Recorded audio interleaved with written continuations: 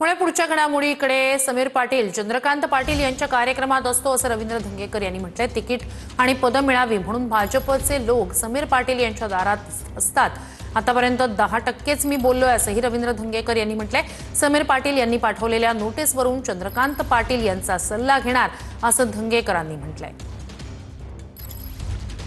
मी अजून माहिती घेतली तर माझ्या लक्षात आलं की तो चंद्रकांत दादांच्या आजूबाजूला नेहमी असतो, कार्यक्रमाला असतो आणि त्याच्या पलीकडे अजून माहिती घेतली तर भारतीय जनता पार्टीचे अनेक कार्यकर्ते त्याच्या दारात असतात की आम्हाला पुढच्या वेळेला तिकीट मिळलं पाहिजे, पुढच्या वेळेला पद मिळली पाहिजे। हे मला भारतीय जनता पार्टीच्या कार्यकर्त्यांनी सांगितलं, माझ्या मनाचं बोलत नाही।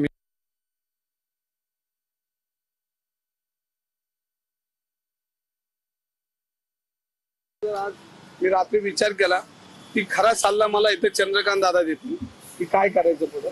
मी त्यांना तुमच्या माध्यमातून सल्ला विचारतो की दादा आता मी काय केलं पाहिजे। आता पुणे शहरात जर गुन्हेगारांना राज प्रतिष्ठा आली आणि तुमच्या मतदारसंघातले गुन्हेगार जर मला लिगली नोटीस पाठवत असेल तर मग ह्याला राज प्रतिष्ठा आणि राज शिष्टाचार पासून तर त्यांना राज प्रतिष्ठा आली की आज समाजामध्ये त्यांना प्रतिष्ठा आली आणि ते पोलीस चौकी बसून न्यायालयाची भाषा बोलायला लागले तर मला आता त्यांचा थोडा सल्ला घ्यावा लागेल। मी त्याचा सल्ला थोडा तरी मार्ग घेईन आणि नोटीसला काय उत्तर द्यायचं हे दादांचं मार्गदर्शन घेऊन या वकिलाला मी उत्तर।